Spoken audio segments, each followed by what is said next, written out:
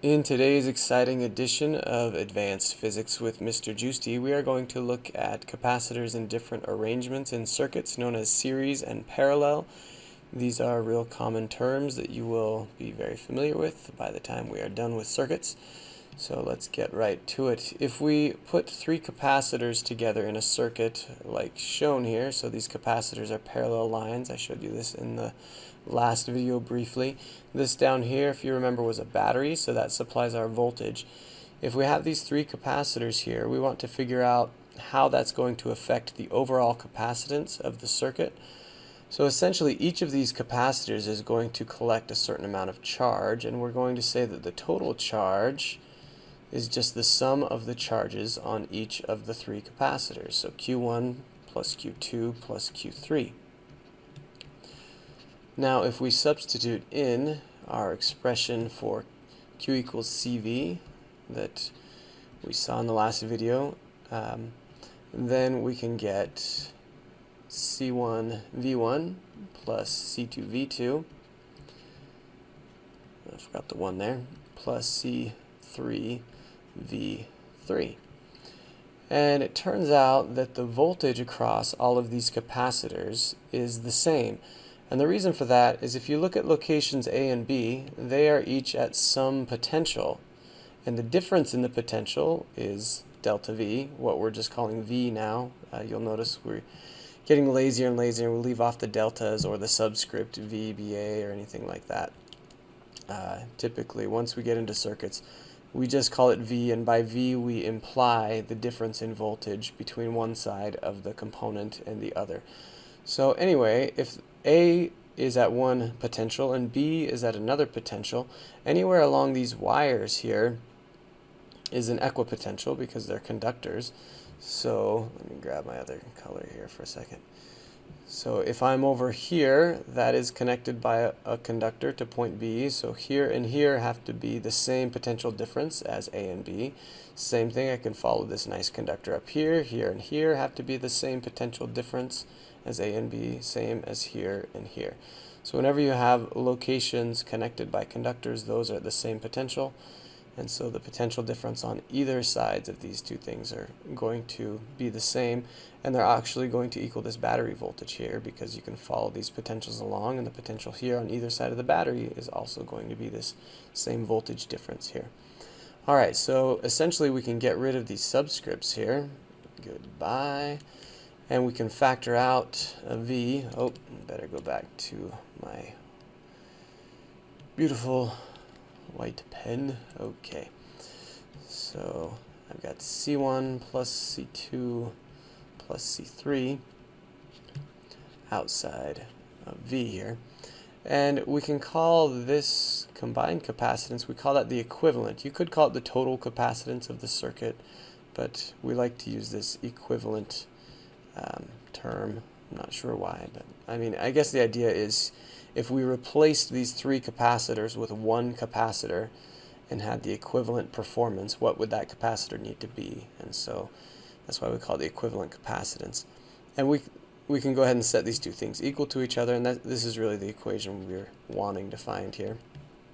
So the equivalent capacitance is just the sum of the individual capacitances of our three capacitors. In this example, if you have more than three, you just keep adding them up, as long as they're arranged like this. I don't know if I mentioned, this arrangement is called parallel for pretty obvious reasons, because the circuit, those components are aligned parallel geometrically.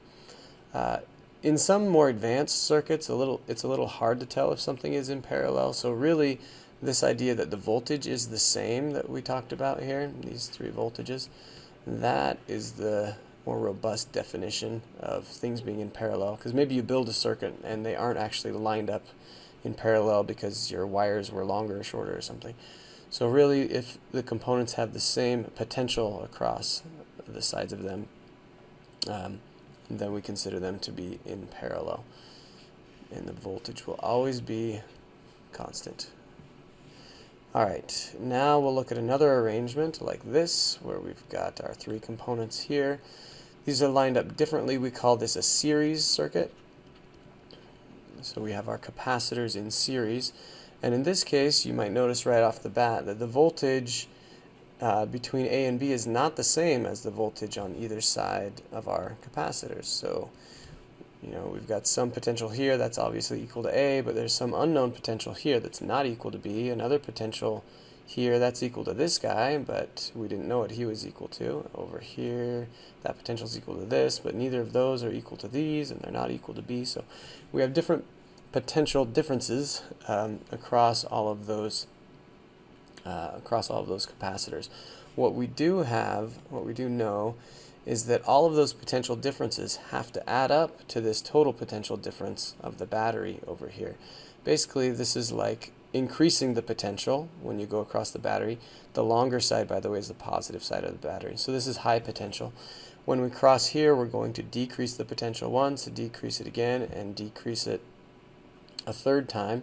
So we're at some other potential over here, but then we have to bump it up when we cross again. So the amount we bumped up here has to equal the amount that we bumped down, because we can't, when we go around the loop once, we can't end up at a higher potential on the positive side of the battery than we were the first time around. So all that being said, the total voltage, or the battery voltage, is going to equal the voltage across each of these capacitors summed up. And again, using our relation that Q equals CV, if we rearrange that to solve for V, we get Q over C, and if we apply that to each of these voltages, we're going to get Q1 over C1 plus Q2 over C2 plus Q3 over C3. Now, if we look at these capacitors a bit more closely, we've got a positive charge here, and negative there, and positive there, and negative there, and all of these things. And if we look at the charge between these two plates here, if these Q's were not of equal magnitude, then you would get charge flowing from one plate to another. You might think, oh, well, that guy's negative and this guy's positive, so we're going to get charge trying to flow this way anyway because we've got excess electrons. Well, it would try to do that, but then you've got this negative over here pushing back on it, essentially canceling that force out.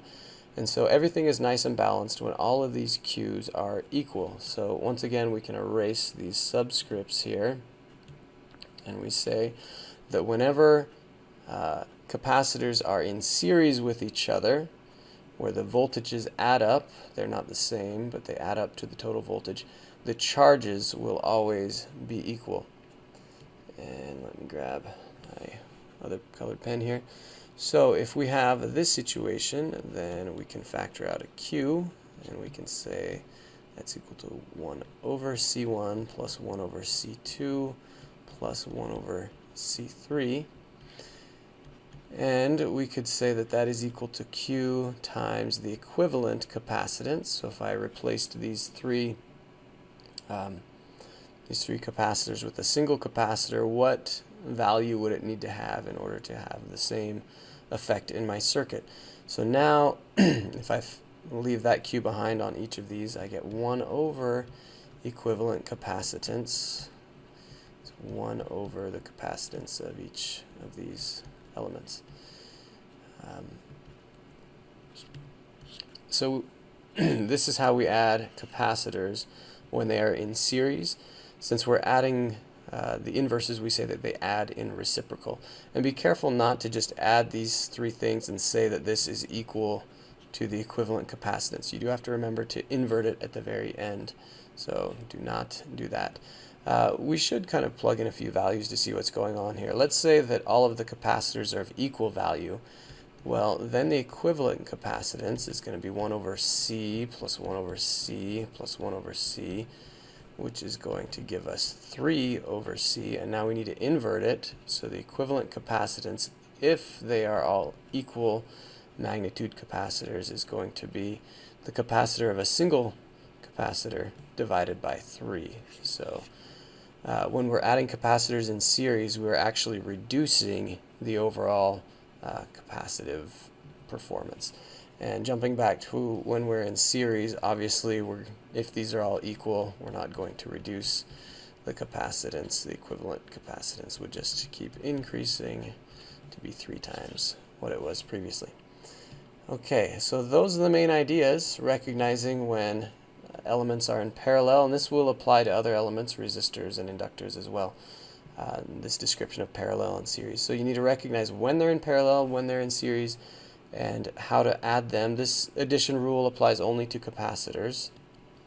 We'll get other rules for adding other circuit components later on.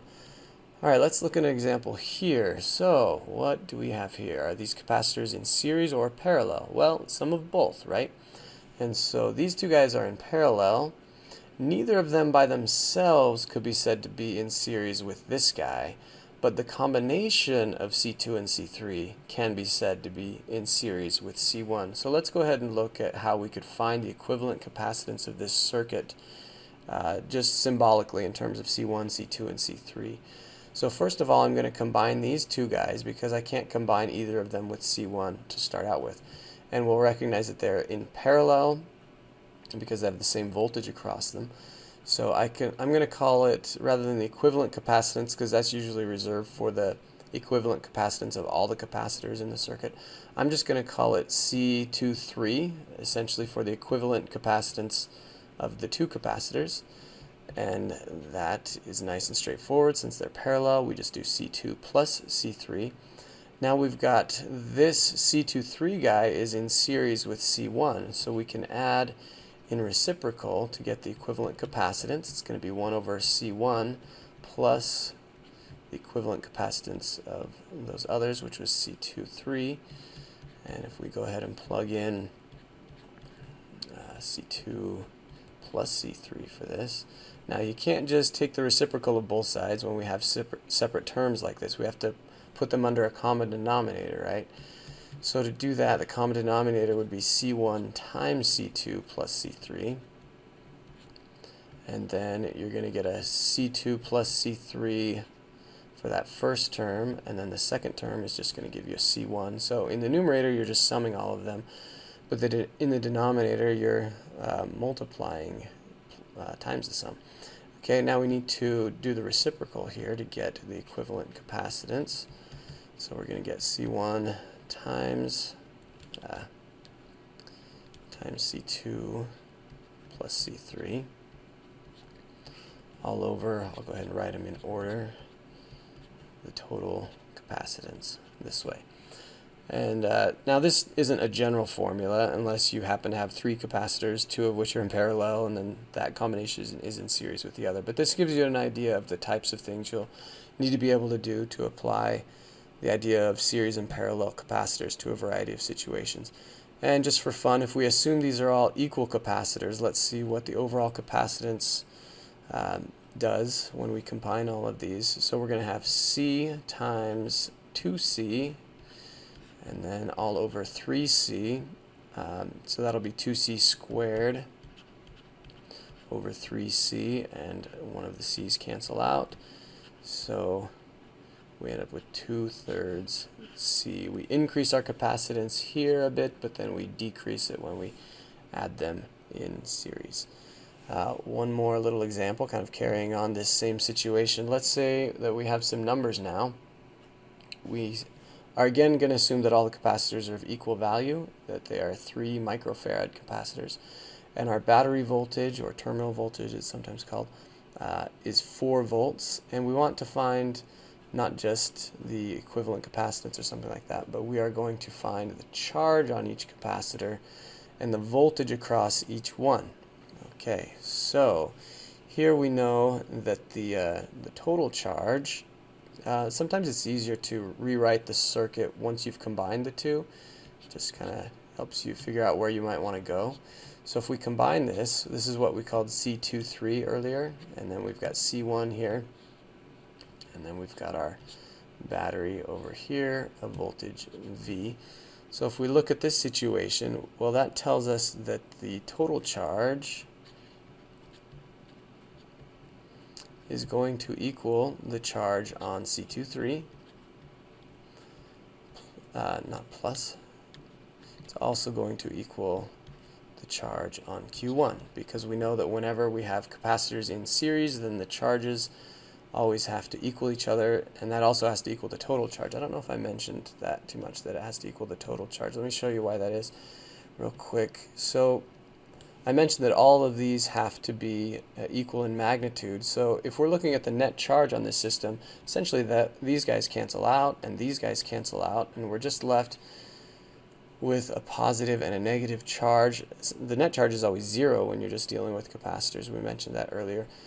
So we would say that the total charge is Q, because even if I have a single capacitor, one side is going to be plus Q and the other side is going to be minus Q, and we say that that is a total charge of Q on that capacitor, right?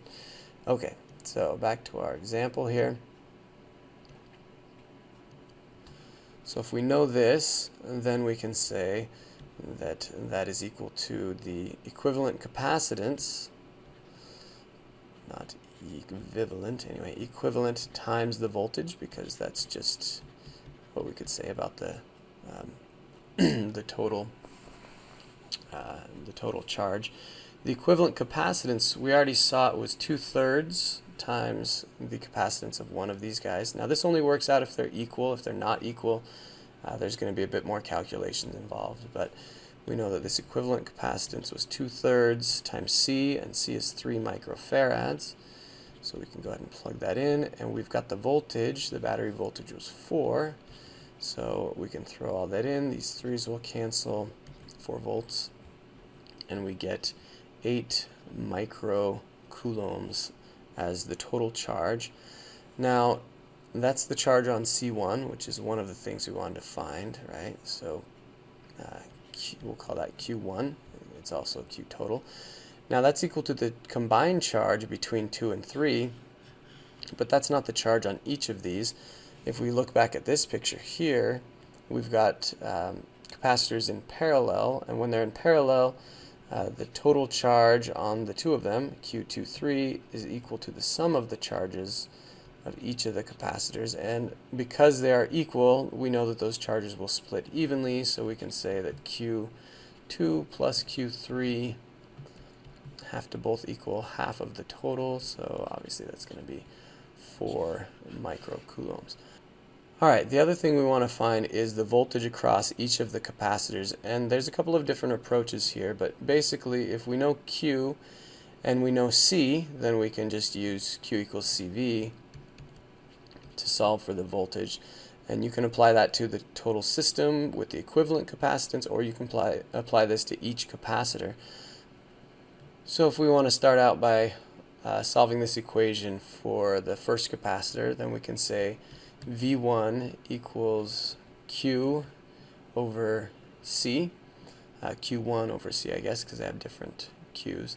Q1 is going to be 8 microcoulombs. C for all of the capacitors is 3 microfarads, so we get 8/3 of a volt is V1. From this point we can go a couple of different directions. We can look at the total voltage and say that that is going to equal V1 plus the voltage across the combination of 2 and 3. And since these guys are in parallel, the voltage across the combination is also going to equal the voltage across each individual capacitor. So once we know this, we know the voltages across the other two. So the total voltage is 4, and then we can plug in our 8/3 plus V23, and then we go ahead and solve for V23, and we get 4/3 of a volt, and that is also equal to V2, and it's also equal to V3. Now alternatively, we could have just applied Q equals CV to each of these, and let's go ahead and look at that real quick. So V2, which equals V3, is Q2 or 3, whichever, over the capacitance, and that is going to be 4 microcoulombs over 3 microfarads, which again gives us 4/3 of a volt. So even though the principles are quite simple, sometimes it's a bit of a puzzle to put all of the different pieces together. I would just suggest writing down everything you know and what you're looking for, writing down the common equations we use, and with a bit of practice you kind of get an intuition of where you need to go. All right, see you next time.